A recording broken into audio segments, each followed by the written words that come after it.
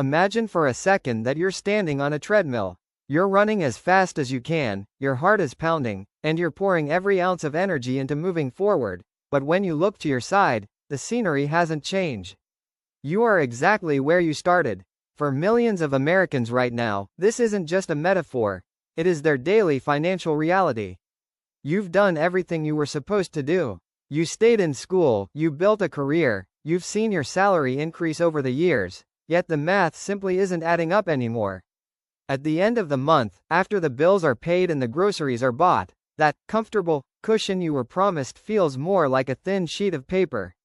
There is a silent weight sitting on the chest of the American middle class, a feeling that no matter how hard you work, the finish line keeps moving further away. We need to talk about why this is happening, because it isn't just in your head, and it certainly isn't just your fault. The reality is that we are living through a fundamental shift in how money works in this country. The old rules of thumb, the ones our parents used to build wealth, have become obsolete. We are facing a unique intersection of aggressive inflation, the skyrocketing cost of essential, gatekeeper, assets like housing and education, and a psychological phenomenon known as lifestyle erosion. You might be earning more than you ever have, but your purchasing power is being dissolved by 1,000 tiny cuts. It starts with the big three: housing, transportation, and healthcare. These aren't luxuries, they are requirements for participation in modern society. When these costs rise faster than wages, it creates a wealth gap in your own bank account. But beyond the numbers, there is a deeper, more invisible trap at play.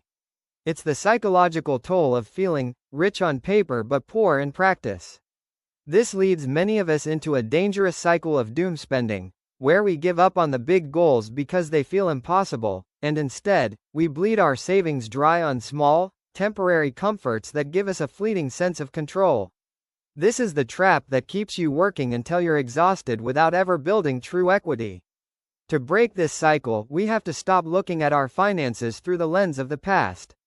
We have to acknowledge that the traditional path is currently broken and start building a new one. This means moving away from passive budgeting and toward aggressive asset protection. It means recognizing that a high salary is no longer a guarantee of wealth, but merely a tool that must be used with surgical precision. We have to confront the comparison trap, fueled by social media, that tells us we need a certain lifestyle to be successful, even when that lifestyle is funded by high-interest debt. True financial peace in today's world doesn't come from a bigger paycheck. It comes from a radical shift in how you value your time and your capital. It's about building a moat around your life that protects you from the volatility of an economy that feels like it's designed to keep you spending. You aren't failing because you're tired. You're tired because the system is demanding more from you than ever before. But once you see the treadmill for what it is, you can choose to step off. You can start making the small, uncomfortable choices today, like decoupling your identity from your spending habits and prioritizing liquid flexibility over perceived status. That will eventually lead to the freedom you've been working so hard for. The cure isn't just about making more money. It's about reclaiming the money you already have and making it work for you, instead of the other way around.